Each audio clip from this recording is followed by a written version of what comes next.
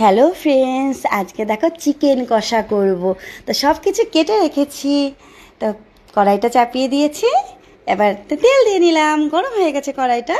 তো তেল দিয়ে নিলাম, যে যেমন তেল খাও সেরকম ভাব মতন দিয়ে নেবে। তো একটু তেজপাতা দিয়ে দিলাম, একটু শুকনো লঙ্কা তার সাথে দিলাম। দেখো এবার যে পেঁয়াজ কুচিটা কেটে রেখেছিলাম, আলু কেটে রেখেছিলাম, ওটাকে ওর মধ্যে ছাড়বো, কড়াইতে ছেড়ে দিলাম। দেখো পেঁয়াজটাও ছেড়ে দেবো, এবার আলুটা আগে দিলাম, তা পেঁয়াজটাও ছেড়ে দেবো। এই যে দেওয়া হয়ে গেল। এবার এটাকে একটু ভাজা ভাজা করে নেব। দেখো এবার একটু ভাজা ভাজা করছি। তো ভাজা ভাজাটা মোটামুটি হয়ে এসেছে। এইবার দেখো ভাজা ভাজাটা হয়ে গেল। এবার চিকেনটা দিয়ে নেব। এই দেখো মশলাটা করে রেখেছি, মিক্সার মেশিনটা মশলা করে রেখেছি, আদা রসুন পেঁয়াজ আর একটু জিরে সব দিয়ে। এবার মাংসটাকে চিকেনটাকে তোমার কড়াইতে দিয়ে দেবো। দেখো দিয়ে দেখো পেঁয়াজটা তো ভাজা হয়ে গেছে, মোটামুটি ভাজা করে নেবে পেঁয়াজটাকে। এইবার চিকেনটা দিয়ে নিচ্ছি। দেখো নিয়ে ভালো করে মেশাচ্ছি, কারণ এটা তো আগে মেশানো নেই না। অনেকে আবার আগে সব কিছু মিশিয়ে রাখে, কিন্তু মানে আগে ওরকম করতাম, কিন্তু আজকে এরকম করে করছি। বেশিরভাগই এরকম করে আমি করি এরকম। তো একটু লবণ দিয়ে নিলাম, তারপরে একটু হলুদও দিয়ে নিলাম। যেটুকু তোমাদের লাগে তোমরা সেরকম পরিমাণ মতো দিয়ে নেবে, ঠিক আছে। এবার এটাকে ভালো করে মেশাচ্ছি। একটু অল্প আঁচ দেবে, বুঝেছো? বেশি দিলে তো তাড়াতাড়ি করে মশলা পুড়ে যেতে পারে, ওর জন্য একটু হালকা করে আঁচটা দিয়েছি। এবার একটু সব মশলাটা দেখো, যে মশলাটা করে রেখেছিলাম সেটা দিয়ে নিলাম, দিয়ে ভালো করে এটাকে কষাবো, বুঝেছো?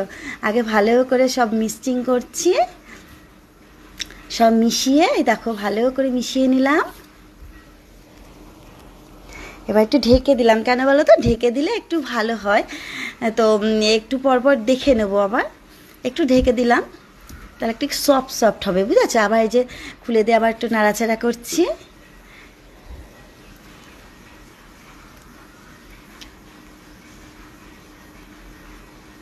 এ দেখো নাড়াচাড়া করছি, তাকে কষাচ্ছি, বুঝেছো? জলটা আমি দিইনি, মানে সেরকম বেশি দিইনি, কারণ হচ্ছে মশলাতে ধরো মশলা করলাম যখন, তো ওই মশলার মধ্যে একটু জলটা দিয়ে নিলাম, কারণ নাহলে ওর মধ্যে অনেক লেগেছিলো, তো মিক্সার মেশিনটার ওটাতে লেগেছিলো, তো ওটা একটু জল দিয়ে হালকা করে একটু নিয়ে দিলাম। তো যাই হোক, এবার দেখো কি সুন্দর করে কষা হয়ে গেল, কত সুন্দর করে কষা হয়ে গেল। তো তোমরা আমি মাঝে মাঝে এরকম ঢেকে দেবে, কি বলো তো? ঢেকে দিলে কষাটা একটু ভালো হয়। আবার মানে ঢেকে দিয়ে আবার খুলে আবার কিছুক্ষণ নাড়াতে হবে, দিয়ে আবার একটু ধরো দিয়ে নিলে, ঢেকে দিলে হালকা করে।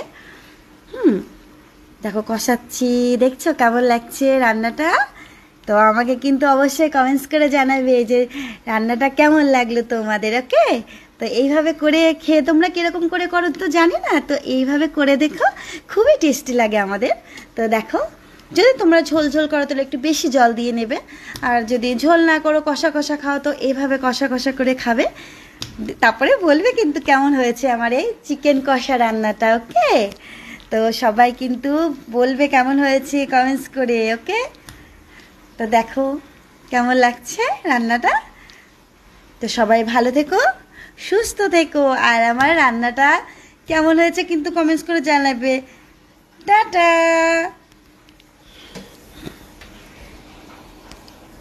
দেখা কমপ্লিট হয়ে গেল আবার। টাটা।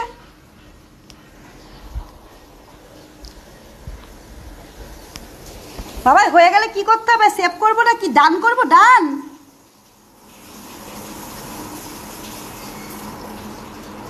বাবা, ডান।